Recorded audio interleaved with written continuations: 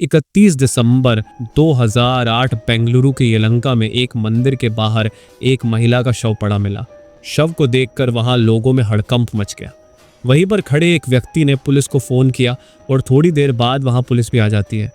Police ने शव को अपने कब्जे में लिया और आगे की तफ्तीश शुरू की।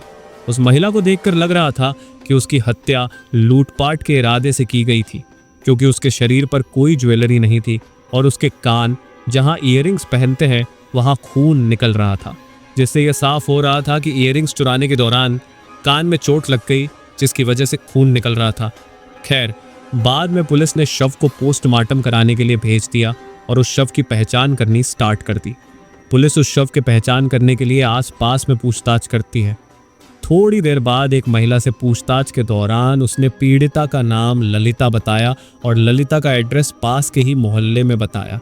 फिर पुलिस वाले उसके बताए हुए एड्रेस पर पहुंचते हैं और पुलिस ने ललिता के परिवार वालों से पूछताछ की, जिससे उन्हें पता चला कि ललिता ने हत्या से पहले एक अनजान महिला से मुलाकात की थी, जो उसे पूजा के लिए बुला रही थी।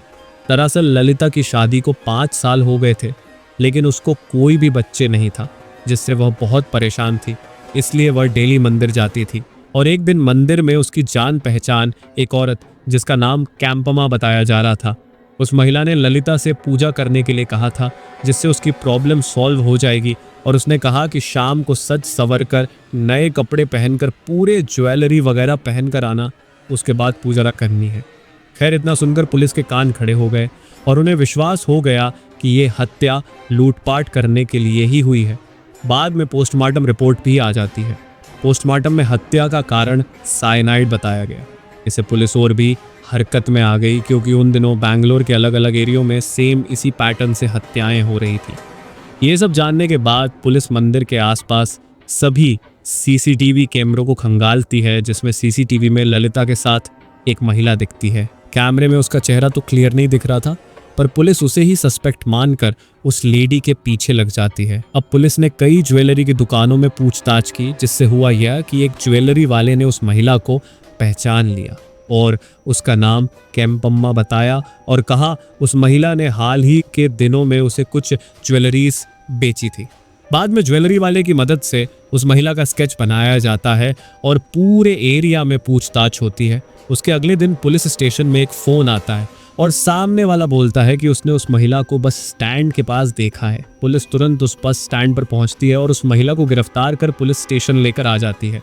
शुरुआती पूछताछ में उसने खुद को निर्दोष बताया, पर बाद में जब उससे सख्ती से पूछा जाता है तब उसने अपना जुर्म कबूल कर लिया।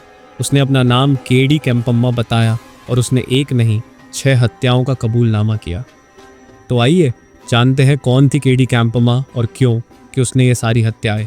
नमस्कार दोस्तों, मेरा नाम है हितेश और आप देख रहे हैं द वंचित शो।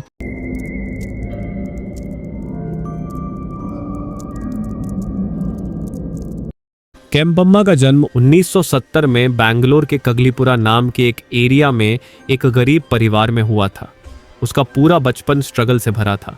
खैर, गरीबी ने उसे शुरू से ही अपनी चपेट में ले रखा था, लेकिन वह हमेशा से ही ऐसो आराम की जिंदगी चाहती थी। खैर, गरीबी के कारण उसे अपनी पढ़ाई भी बीच में ही छोड़नी पड़ी और टीनेज खत्म होने के बाद ही उसकी शादी कर्नाटक के कोलार डिस्ट्रिक्ट में करा दी जाती है। वो सोचती है कि शादी के बाद वह अपने सपने पूरे करेगी, लेकिन उसकी शादी एक टेलर यानी कि एक दर्जी के साथ हुई। खैर, शादी के बाद उसे यह समझ आ गया था कि उसके पति की भी फाइनेंशियल कंडीशन ठीक नहीं है। बाद में ऐसे ही वक्त बीतता गया और कुछ सालों में उसके 2 बच्चे भी हो गए और उसके बाद ससुराल में रहते हुए उसने कई लोगों से पैसे इंटरेस्ट पर लेने हुए थे, जिससे उसने चिटफंड का बिजनेस शुरू किया, जिसमें उसे भारी लॉस हुआ और बाद में लोगों के बार बार घर आकर पैसे मांगने और परेशान करने के कारण कैंपम्मा के पति ने उसे घर से बाहर निकाल दिया। जीवन की इस डिफिकल्टीज ने कैंपम्मा को अपराध की तरफ मोड़ दिया। उसने पहले एक नर्सिंग कोर्स किया था, लेकिन उसमें भी असफल रही। ऐसे ही दिन आगे बढ़ते हैं और पैसों की तंगी के कारण उसने घर घर जाकर कपड़े और बर्तन धोने और छोटे बच्चों को संभालने का काम शुरू किया। ऐसे ही धीरे धीरे लाइफ आगे बढ़ ही रही थी कि एक दिन काम करते करते उसे एक सोनार जिसकी ज्वेलरी की शॉप होती, उसके घर में उसे काम मिल जाता है। वह कई दिन उस सोनार के घर काम करती है। पर एक दिन रोज की तरह वह सोनार के घर में सफाई कर रही थी और सफाई के दौरान उसे वहां एक पैकेट में वाइट पाउडर दिखता है, जिसे देखकर उसने सोचा ये पाउडर क्या है।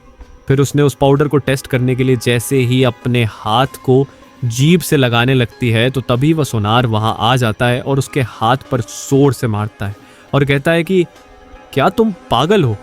यह पाउडर साइनाइड है जिसे जीभ से लगाते ही तुम्हारी जान भी जा सकती है। बाद में केम्पमा ने कहा मुझे लगा ये चीनी है। दरअसल साइनाइड ज्वेलरी की शॉप्स में ज्वेलरी को चमकाने में यूज किया जाता है। खैर, वक्त आगे बढ़ता है और वह ऐसे ही काम करती है, लेकिन इतने पैसे में वह खुश नहीं थी। वह एक दिन मंदिर में ऐसे ही बैठी हुई थी, तभी उसने देखा मंदिर में बहुत सारी महिलाएं आती थी जो कोई ना कोई परेशानी में होती थी, और यहीं से उसके दिमाग में एक शैतानी प्लेन आया। उसने भक्ति और तंत्र मंत्र का सहारा लेकर महिलाओं को ठगने का सोचा। इसके बाद उसने मंदिरों और धार्मिक स्थलों पर ध्यान लगाना शुरू किया। उसने उसका पहला शिकार 19 अक्टूबर 1999 को कर्नाटक के होसकोटे में बनाया। उसकी पहली शिकार 30 साल की ममता राजन थी, जो संतान प्राप्ति की आस में भटक रही थी। उसको केम्पमा ने अपने जाल में फंसा लिया और उसने खुद को एक ज्ञानी औरत और तंत्र मंत्र में जानकारी रखने वाली औरत के रूप में इंट्रोड्यूस किया। खैर, केम्पमा रोज किसी न किसी बहाने से उससे मिलती और उसे अपनी बातों से बहलाती। उसने धीरे धीरे उसका भरोसा जीत लिया। बाद में ममता को कहा मैं तुम्हारी प्रॉब्लम्स का सॉल्यूशन बता सकती हूँ, और उससे कहा कि शाम को तुम रेडी होकर पूरे ज्वेलरी सब पहनकर आ जाना, बाद में हम पूजा करेंगे जिससे तुम्हें बच्चे का सुख प्राप्त होगा। ममता ने बिल्कुल वैसे ही किया, और जब वो पूजा के लिए वहां आई और पूजा पूरी की, बाद में पूजा करने के बाद केम्पमा ने प्रसाद के रूप में उसे पानी पीने के लिए दिया जिसमें साइनाइड मिला हुआ था। ममता ने वह पानी पिया जिससे उसकी डेथ हो गई। बाद में केम्पमा ने उसके सारे गहने लिए और वहां से फरार हो गई। इस एक घटना ने उसे यह समझा दिया था कि वह इस तरीके से बड़ी आसानी से अमीर बन सकती है। इसके बाद केम्पमा ने अपना अपराध का सिलसिला शुरू कर दिया। वह मंदिरों और धार्मिक मेलों में जाती और वहां महिलाओं को अपनी मीठी बातों और झूठे प्रॉमिसेस से फंसाती और खुद को तांत्रिक या देवी का दूत बताती और प्रॉब्लम से छुटकारा दिलाने का दावा करती। फिर वह महिलाओं को जंगल या सुनसान जगह पर पूजा करने के लिए बुलाती और पूजा के दौरान वह उन्हें पवित्र जल या प्रसाद के रूप में साइनाइड मिला हुआ कुछ भी दे देती, जिससे महिलाएं तुरंत मर जाती और केम्पमा उनके गहने और पैसे लेकर वह से फरार हो जाती। साल 2006 तक उसने इस तरह कम से कम 6 महिलाओं की हत्या कर दी थी, जिसमें 2006 में बेंगलुरु में रहने वाली रेणुका की हत्या की, जिसका शव वहां के एक गेस्ट हाउस में मिला था। साल 2007 में नागवेणी नाम की महिला, जिसके कोई बच्चे नहीं थे, उसे केम्पमा ने अपनी मीठी बातों में फंसाकर पूजा कराने के बहाने मंदिर बुलाकर पूजा कराकर उसे प्रसाद में साइनाइड मिलाकर दे दिया और उसकी हत्या कर दी और उसके सारी ज्वेलरीज लेके भाग गई। बाद में साल 2007 में सिर्फ 3 महीनों में उसने बेंगलुरु में 5 और महिलाओं को मार दिया था। रिपोर्ट्स के हिसाब से KR पुरम, बेंगलुरु में जया लक्ष्मी की हत्या और बैंगलोर के राजेश्वरी नगर में गौरी की हत्या की और बैंगलोर के बनशंकरी मंदिर में नागवल्ली की हत्या की थी। हालांकि कुछ रिपोर्ट्स के मुताबिक यह संख्या 20 से भी ज्यादा बताई गई है, लेकिन सबूतों के अभाव के कारण यह साबित नहीं हो पाई। जब पुलिस ने उसे गिरफ्तार किया तो उसने अपने सारे गुनाह कबूल किए।